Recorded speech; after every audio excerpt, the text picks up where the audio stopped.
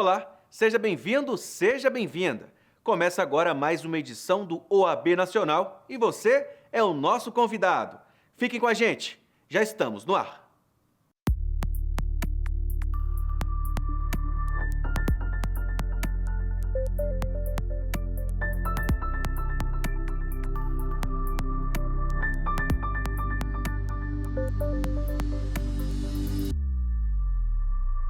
Eu começo o programa de hoje com algumas parcerias que a OAB Nacional oferece aos advogados e advogadas de todo o país. Acompanhe agora na entrevista do coordenador nacional das Caixas de Assistência da Ordem dos Advogados do Brasil, Pedro Alfonsin, e saiba mais sobre os benefícios. O Conselho Federal da Ordem dos Advogados, através do CONCAD, leva diversos benefícios para a advocacia. Eu convido a todos os advogados que estão nos assistindo a entrar no Clube de Serviços, no nosso site, junto ao Conselho Federal, e ver uma gama de benefícios. Temos novidades importantes dentro desses benefícios, eu posso destacar alguns. Posso destacar, por exemplo, a nossa parceria com a Folha de São Paulo, com o Globo, Valor Econômico, Exame, levando informações consistentes para os advogados por um período, inclusive, disponível de forma gratuita. Trago aqui outros exemplos, como, por exemplo, a nossa parceria com uma instituição financeira como o BRB, uma das maiores do Brasil, do qual dá benefícios no cartão de crédito a toda a advocacia nacional, tais como restituição da anuidade depositada diretamente no cartão, da anuidade do sistema OAB, da Ordem dos Advogados, em todos os estados do Brasil. E cito mais parcerias voltadas para a saúde. Nós estamos, nesse momento, procurando promover uma revolução digital, uma transformação digital no sistema de saúde voltados das caixas de assistência. Por isso, nós, num primeiro momento, trouxemos uma parceria com a plataforma Psicologia Viva e estamos investindo agora em telemedicina, ambos buscando, através de subsídios do CONCAD, levar para as caixas de assistência, para os advogados brasileiros, uma parceria onde tenha um serviço de qualidade e por preços diferenciados, atingindo aos advogados e aos seus familiares. Portanto, por exemplo, nós temos parcerias com psicólogos, psiquiatras e 22 especialidades médicas que estarão disponíveis já em meados de julho a todos os advogados do Brasil por preços realmente diferenciados. Procure se informar, nossa parceria através da maior plataforma de telemedicina do Brasil, chamado Conexa, quais são os benefícios aos advogados brasileiros. Sem falar do programa Anuidade Zero, um benefício para a advocacia brasileira que realiza a transação nos estabelecimentos parceiros ou lojas virtuais participantes do programa. É fácil. Você compra e acumula pontos que podem ser convertidos em descontos no valor da sua anuidade. Quer entender como funciona? Acompanhe no vídeo. Vamos aprender a comprar e acumular pontos em lojas virtuais? É fácil, rápido e seguro. Em seu navegador Chrome ou Firefox, acesse a página anuidadezero.oab.org.br. O primeiro passo é clicar no botão Entrar e, em seguida, preencher os dados solicitados com seu CPF e senha. Com acesso liberado, você vai encontrar as lojas virtuais parceiras do programa. Antes de realizar sua compra, obtenha informações clicando no botão Consulte regras e condições. Leia atentamente os detalhes sobre a loja escolhida e confira os requisitos e exigências para acumular pontos. Feito isso, o próximo passo é clicar no banner de divulgação e aguardar ser redirecionado ao site da loja parceira, participante do programa Anuidade Zero, onde as compras deverão ser realizadas normalmente. Mas atenção, é recomendado que antes de iniciar qualquer compra, seu carrinho esteja vazio e outras abas do navegador fechadas. Para garantir que a compra seja reconhecida e pontuada, não utilize as setas de avanço e retorno do seu navegador. além, claro, de não utilizar bloqueadores de anúncios nas suas configurações de internet. Uma vez que a compra for concluída e finalizada, ela será apresentada em sua conta como pontos pendentes em até 5 dias. Já a confirmação da transação será realizada em até 120 dias. Pacotes de viagem, reservas de hotéis, passagens aéreas e aluguel de carro podem ser validadas em até 90 dias após a utilização ou check-out. Consulte o regulamento e faça parte do programa Anuidade Zero. Comprar, acumular e economizar nunca foi tão fácil. Participe!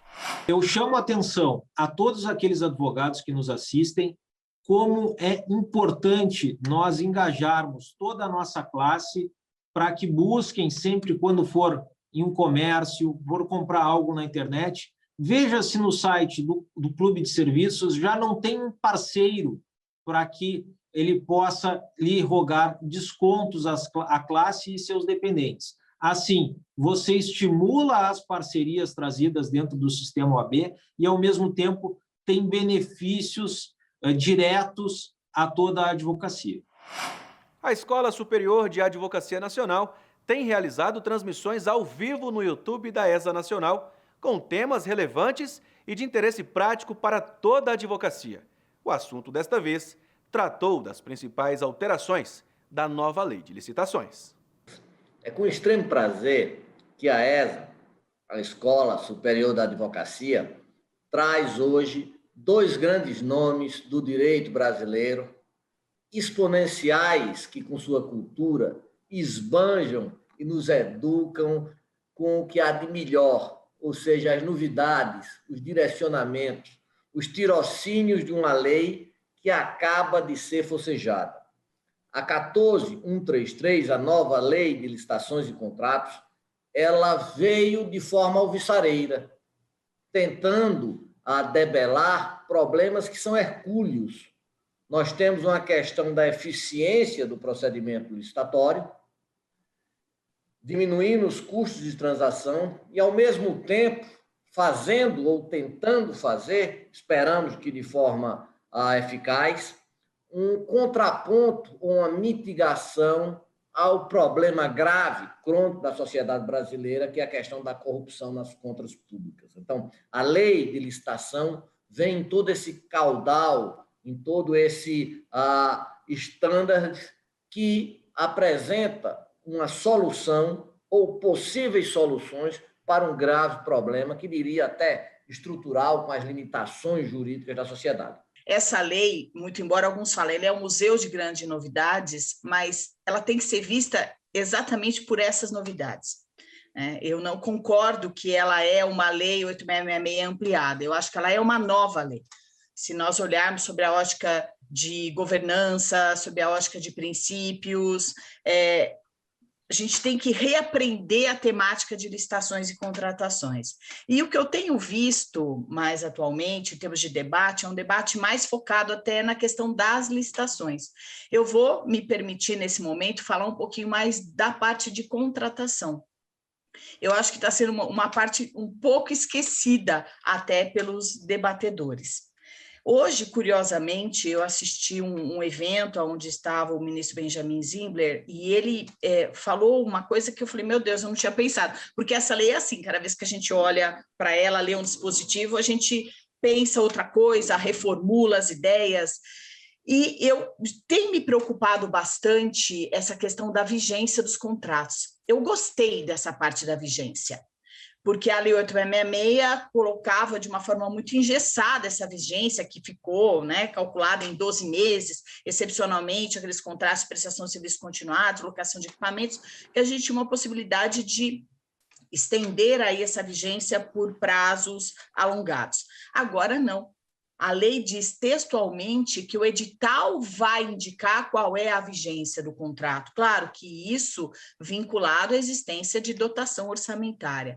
Mas, de alguma maneira, isso vai fazer com que nós possamos discutir uma coisa que o professor Marcos fala e que eu também estou me debruçando para estudar um pouquinho, é a questão dos contratos abertos, contratos incompletos.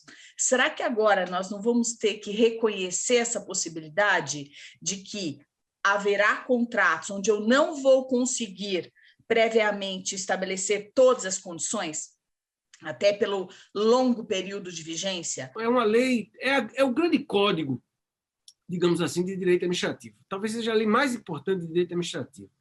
Até porque é por isso que mobilizou, né, boa parte dos administrativistas do Brasil. Porque ela atinge os dois lados do balcão. Ela atinge o governo e o setor privado. Então, ela interessa ao setor público e ao setor privado. Então, a audiência, as pessoas que precisam lidar com essa lei, é um contingente grande de pessoas. E eu devo lembrar que o papel do Estado na economia como comprador é de 12% a 16% do PIB. Quer dizer, é um montante de recursos incrível. De tal sorte que aprender a lei de licitação é um grande ativo para o advogado. Não é? Então, assim, para o advogado, porque você tem condições de ter empregabilidade na empresa e no setor público. Quer dizer, e você pode também atuar, você, advogado, junto aos órgãos de controle, que é um terceiro importante ator no âmbito da licitação. A OAB Nacional, por meio da Comissão Especial de Direito de Família e Sucessões, realizou a primeira edição de uma série de eventos sobre temas controvertidos na doutrina e jurisprudência, desta vez com foco na discussão sobre alienação parental.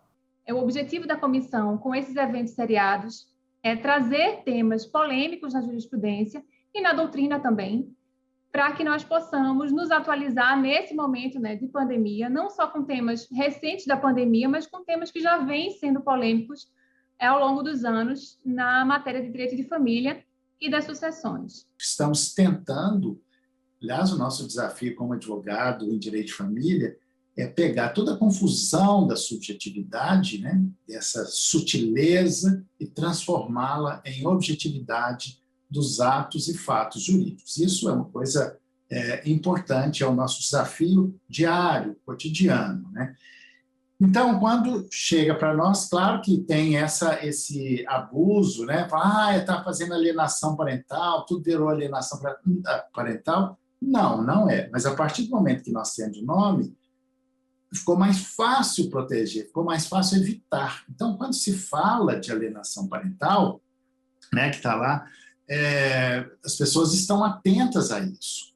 E, claro que melhor do que ganhar um processo judicial para declarar que teve alienação parental é evitar alienação parental.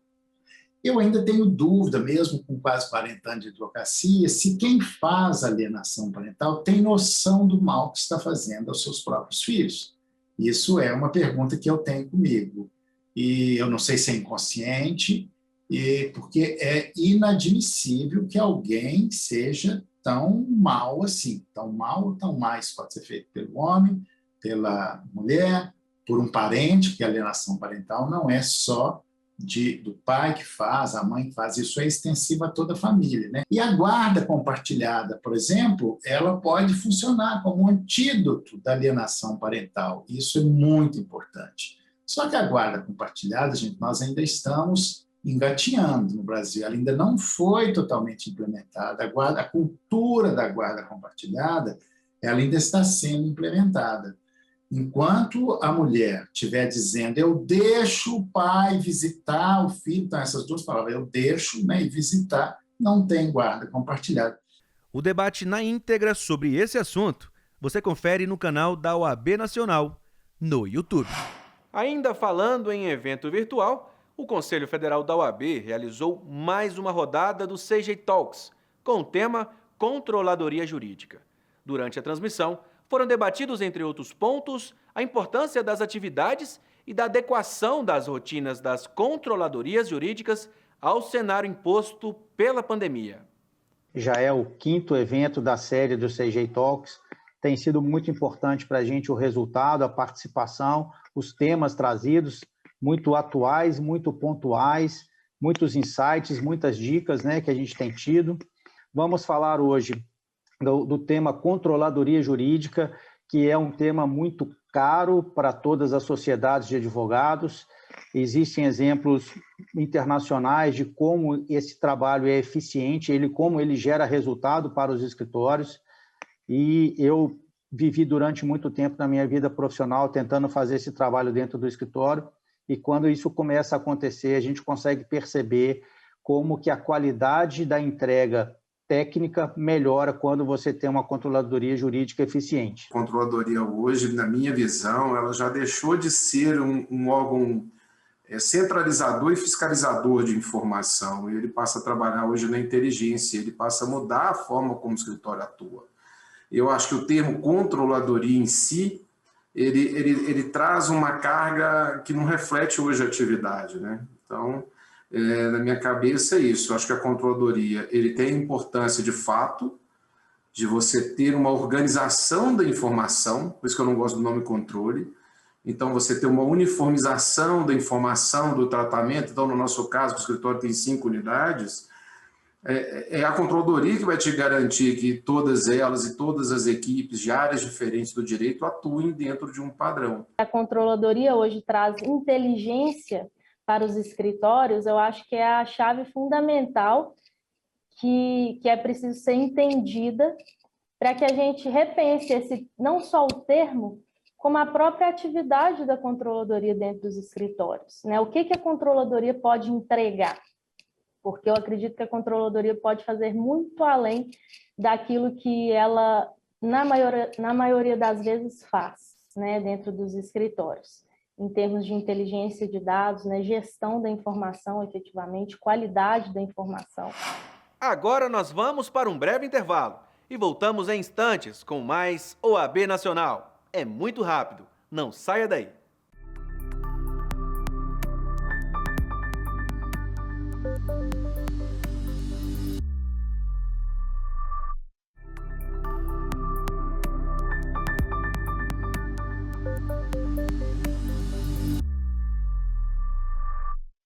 O Conselho Pleno da OAB Nacional avançou na análise do provimento sobre os novos limites da publicidade na advocacia. A sessão extraordinária aconteceu em caráter virtual. Durante os debates foi possível avançar em pontos fundamentais da proposta, que aborda a possibilidade de impulsionamento em redes sociais, desde que não esteja incutida a mercantilização, captação de clientela ou emprego excessivo dos recursos financeiros. Na ocasião, também foram discutidos a publicidade nas modalidades ativa e passiva, marketing e promoção dos serviços jurídicos. A discussão na íntegra sobre esse assunto e todos os detalhes você confere em oab.org.br. Ainda falando em Conselho Pleno, a sessão realizou um ato de desagravo em favor das advogadas Cláudia Paranaguá e Isabela Nogueira. Elas foram vítimas de ofensas nas redes sociais após sofrerem violação de suas prerrogativas profissionais em fevereiro deste ano. Segundo o ato em defesa da advocacia, abre aspas, a desigualdade de gênero é elemento estrutural e estruturante de nossa sociedade, e em razão dela, as mulheres são vítimas de violência exclusivamente por serem mulheres, o que fica claro quando observamos os ataques sofridos por nossas colegas, como ataques que questionam a maternidade e a família, bem como o papel de gênero desempenhado por elas. Em outro trecho, o documento ressalta que a ordem não irá se omitir diante de um cenário que autoriza que a condição de gênero seja utilizada de forma discriminatória e que tenha consciência de que a preocupação com a igualdade de gênero está intrinsecamente ligada à consolidação de uma sociedade mais justa, fraterna e humana. Por fim, conclui, o presente desagravo público realça a indevida violação à imunidade e ao exercício profissional protegidos constitucionalmente. Afinal, as prerrogativas do advogado são garantias ao cidadão. Tornam-se imprescindíveis para o amparo de preceitos jurídicos elementares, como a ampla defesa, o contraditório, o devido processo legal e a presunção de inocência, sem os quais não se pode falar de acesso à justiça. Fecha aspas. Uma pesquisa baseada nos dados do Sistema Único de Saúde mostra que a cada 1 hora, um LGBTI+, é agredido no Brasil.